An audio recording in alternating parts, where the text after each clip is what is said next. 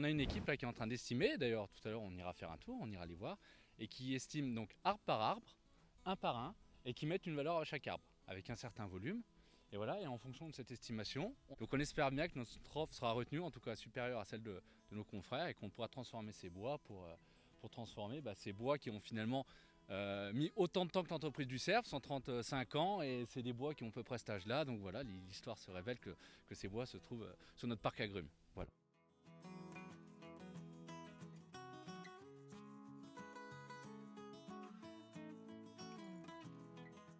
L'équipe forestière, ça demande déjà beaucoup de compétences.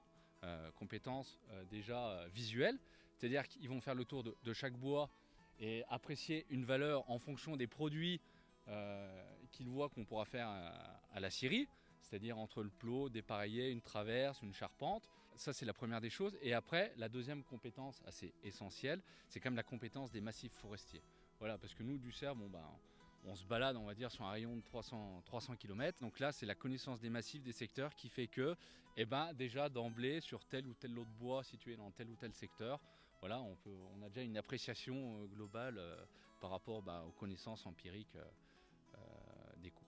L'estimation, c'est du pied par pied, c'est beaucoup à l'œil, c'est beaucoup au jugé, au regardé. Et puis après, il y a quand même quelques critères et quelques bases très précises qu'il faut respecter, quoi. Donc que ce soit la qualité intérieure du bois, la qualité extérieure. Et puis après, il faut avoir la vision assez précise de l'ensemble du lot, en sachant que dans notre métier, on dépense 100 000 euros par semaine, quoi. Donc il faut éviter de se tromper trop souvent parce que sinon nos patrons, ils m'auraient pas dû me garder 35 ans, je pense pas, quoi.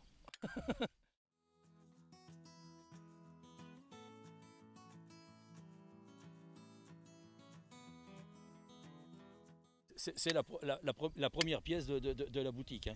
Il faut estimer correctement et acheter correctement pour faire tourner l'ensemble de la société, c'est évident. En fait, on est sur le principe où c'est le bout de bois, où c'est la matière qui guide ce qu'on fait dedans. Donc c'est différent, c'est pas nous qui modelons le produit, c'est le produit qui modèle la matière de ce qu'on fait de lui en fait. Et l'apprentissage se fait surtout en scierie, je trouve.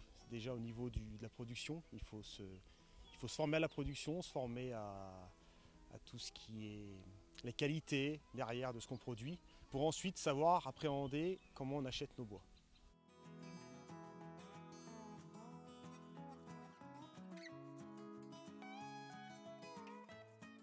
On est quand même dans la nature, tous les jours, avec des professionnels du bois qui connaissent très bien leur travail.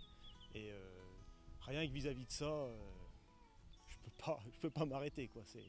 Je suis content et heureux d'aller tous les jours à l'Estimé du Bois.